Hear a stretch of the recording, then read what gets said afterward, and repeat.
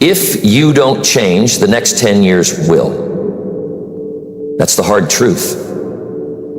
The clock won't stop, the world won't slow down, and your life won't improve unless you step up and fix what's been holding you back.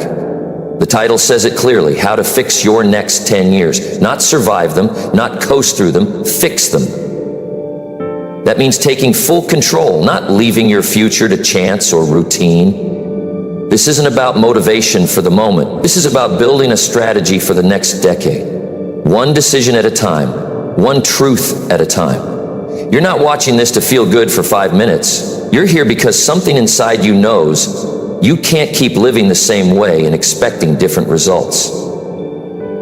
Ask yourself, how much time have you already wasted talking, planning, overthinking, and not following through? How many years felt like repeats of the one before? If the answer stings a little, good. That means you're ready. Ready to rebuild. Ready to take action. Ready to stop lying to yourself and start becoming the person you are meant to be. If you're serious about changing your future, this is where it begins. Let's fix your next 10 years, one real step at a time. Number one, admit the truth about what you've been avoiding. You want to know how to fix your next 10 years? Start by doing something most people never do. Sit down, be quiet, and admit the truth about what you've been avoiding. I'm talking about the real stuff.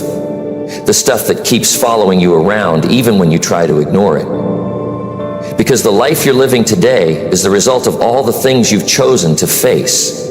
And more importantly, all the things you haven't. You can't build a strong future if you're still running from your past. And you can't create a better life if you keep avoiding the parts of you that need fixing. That's not negative thinking, that's reality. People waste 10 years pretending their problems will disappear on their own. They cover it up with distractions, social media, short-term pleasure, excuses, blaming others, and pretending everything is fine. But that doesn't work. Not now, not ever. There's no progress without truth. And truth isn't something you stumble across one day. You've got to look for it. You've got to be brave enough to stop lying to yourself. Brave enough to sit alone in a room with no distractions and ask the hard questions. Why am I really not where I want to be? What part of my life feels off, but I keep pushing it aside? What am I pretending not to notice? Those are uncomfortable questions, but discomfort is a sign you're close to something that matters. When you feel that pressure in your chest, when your stomach tightens because you're starting to face the truth, that's a good thing. That means you're not asleep anymore. You don't fix 10 years by reading a quote or watching a video. You fix 10 years by doing the work people avoid. And that work begins with the truth. Not the polished version you tell others. Not the version you convince yourself to believe. The real one. The version that feels a little ugly to admit.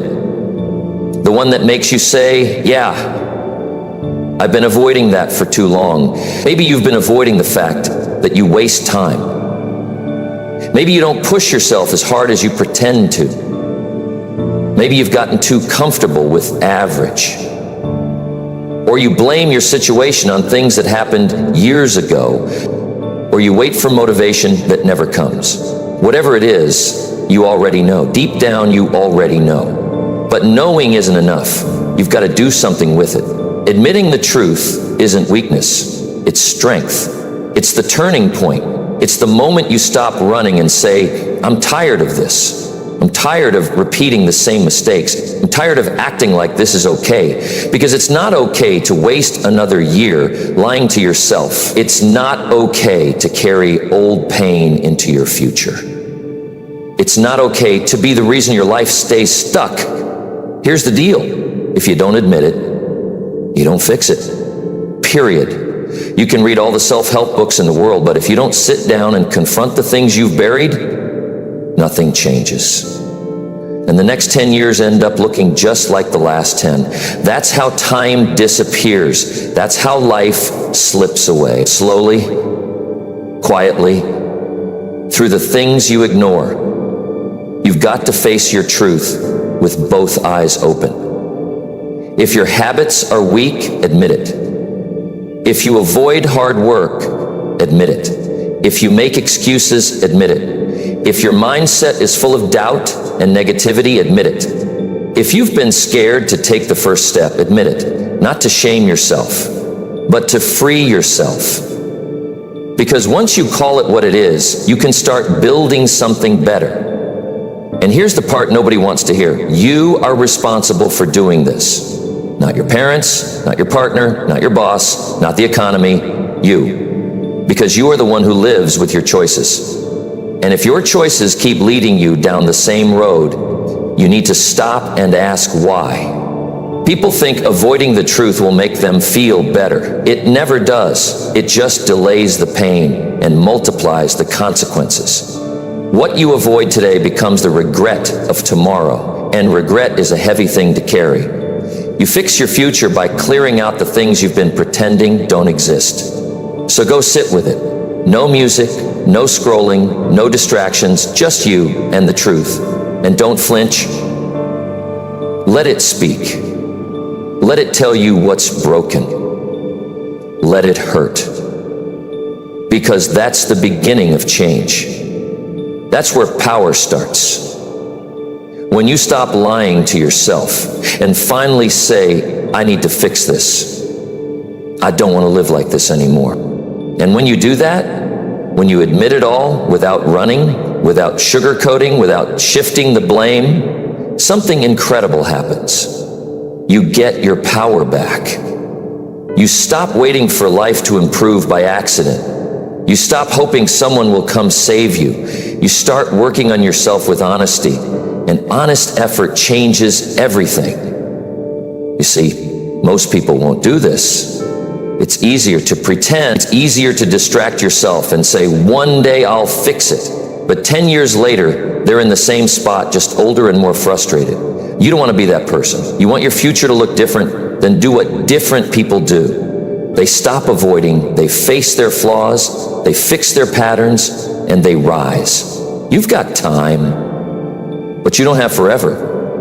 Every day you wait, the price goes up. The longer you avoid the truth, the harder it becomes to turn things around. So start now. Don't wait for rock bottom. Don't wait for a breakdown. Don't wait for someone else to tell you what you already know. Get up, look yourself in the mirror, and say it out loud. I've been avoiding this, and I'm done doing that. That's how it begins, not with motivation, not with inspiration, with truth. Cold, honest truth. That's the door. That's the key. And once you walk through it, the work begins. And so does the change. So ask yourself right now, what part of your life have you been avoiding? What truth have you been too afraid to face? What decision have you kept putting off because it forces you to grow? Answer that, and then do something about it. That's how you fix the next 10 years. That's how you stop being stuck. That's how you become someone you're proud of. It doesn't matter what your past looks like. It doesn't matter how long you've been off track. What matters is what you do right now and what you do next. You can't change your whole life today, but you can change your direction. And that begins by admitting the truth you've been running from. Because if you face it today, you won't have to keep reliving it tomorrow. And that's where real power lives. In truth. In action. In the decision to stop hiding and start building something better. That's how you fix your next 10 years. By being real, by being responsible, and by being relentless. One truth at a time. Number 2, cut the fake confidence and rebuild real self-respect. Most people walk around acting like they've got it all figured out. They smile at the right time. They talk loud to sound confident. They say the right words when people are listening. But deep down they feel hollow. That's not confidence. That's performance. It's fake. It's fragile. It's built on needing other people to approve of you. And if someone disagrees, it falls apart. If someone criticizes, it shakes you. If something doesn't go your way, your whole mood changes. That's not strength. That's a signal that something inside you needs real work. You don't need fake confidence. You need self-respect. And there's a huge difference between the two. Fake confidence is loud, it brags, it overcompensates. It hides insecurity behind attitude. Self-respect doesn't need to shout. It doesn't chase attention. It's quiet, steady, and real. It comes from knowing you've done the hard things when no one was watching. It comes from being honest with yourself, not just impressive to others. And most importantly, it's built through your choices, not through your image. If you want to fix your next 10 years, you need to cut the fake confidence and rebuild real self-respect from the ground up. That starts by admitting where you've been pretending. Maybe you talk big but follow through on nothing. Maybe you show off to distract from the fact that you feel behind. Maybe you keep buying things you can't afford to make it look like you're doing better than you are. Or maybe you constantly compare yourself online, and every win someone else posts makes you feel like you're falling short. That's not confidence. That's a distraction from the truth. And the longer you hold on to that, the more damage it does. Here's the truth. Self-respect is earned. You don't get it from other people's praise. You don't get it by posting motivational quotes. You earn it by doing things you said you would do. You earn it by living with standards. You earn it by showing discipline when it's easier to quit. And you earn it by knowing you're improving, not for attention, but because you refuse to settle. Real self-respect is when you walk into a room and don't need to prove anything to anyone. You're not trying to impress. You're not performing. You're grounded. You're focused. You've already had the hard conversations with yourself. You've already cleaned up your habits. You've already made peace with your flaws. You're not faking it. You're working on it. And let me tell you something. Most people don't want to hear.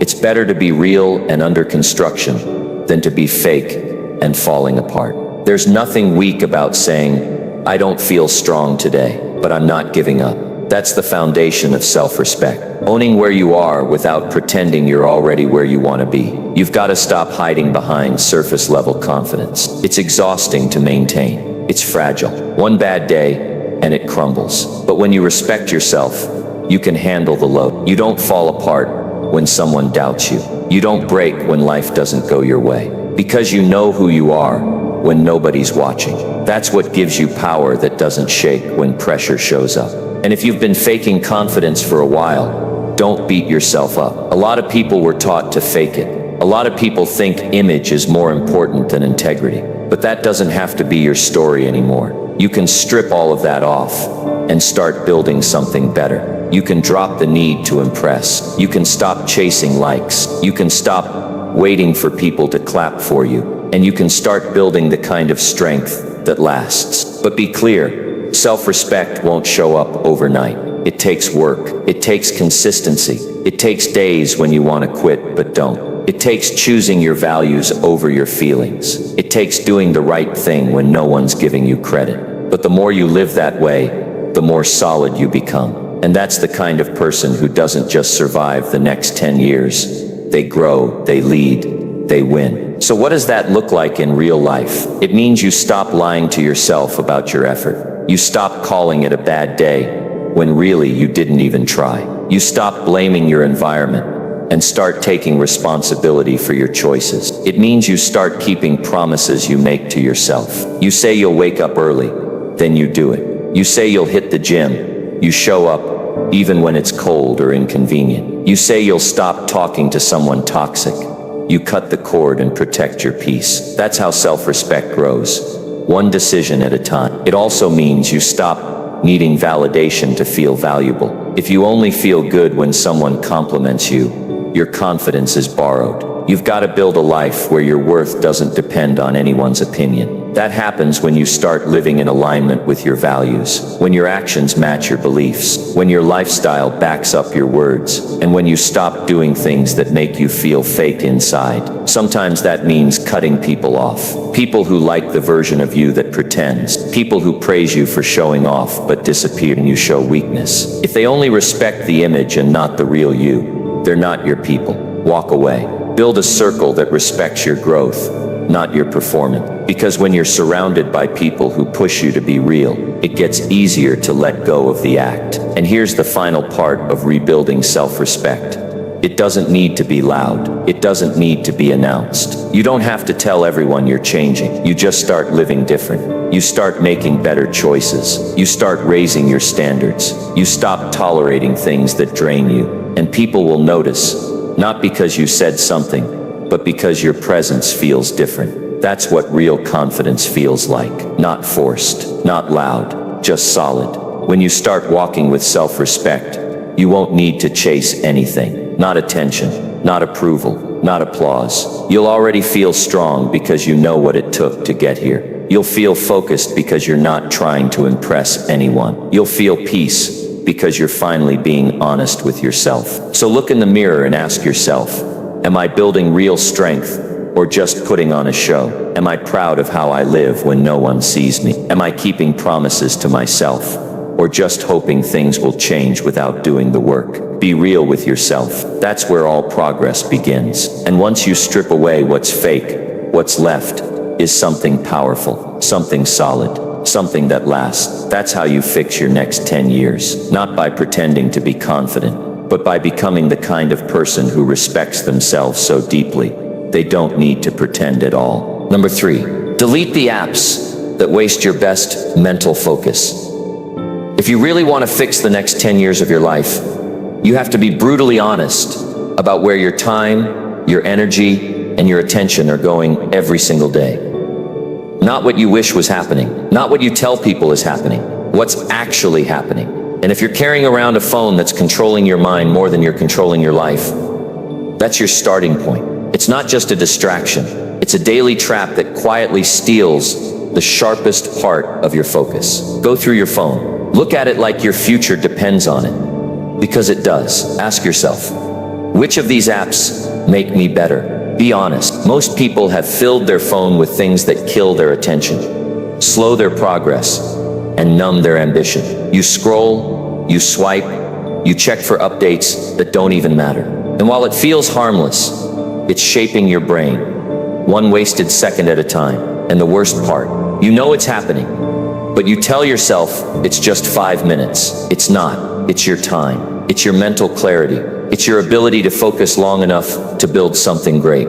You don't get another 10 years to live on autopilot. You don't get successful by default. You get successful by being intentional. You get successful by protecting your focus like your life depends on it. Because it does. You can't build discipline if your brain is trained to need dopamine every few seconds. You can't stay focused on your future when you've built a habit of checking meaningless notifications every time you get bored. That's not just a bad habit. That's a mental weakness being reinforced every day.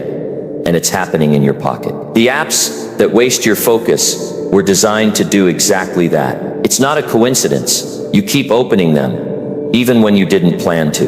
They're built to hook you. They're built to feed your brain just enough noise to keep you from doing something meaningful. And the longer you keep those apps, the more control you lose. That's the truth. And nobody is coming to stop it for you. You've got to make the decision to delete what's slowing you down. Not just rearrange it. Not just use it less. Delete it. Get rid of the apps that are training your mind to avoid effort. The ones that pull you away from your goals. The ones that make an hour disappear without giving you anything valuable in return. And if the first thing you do when you wake up is reach for your phone, that's your first sign that something needs to change. People say they don't have time to read. They say they don't have time to start a business. They say they can't find time to go to the gym, but they somehow have hours to scroll. They don't even realize they're trading their focus for nothing. Not for progress, not for income, not for peace, just for noise. That's the trade most people are making every single day, and it's costing them their potential. If you deleted just 3 of those attention-stealing apps, you'd probably get back 2 to 4 hours a day.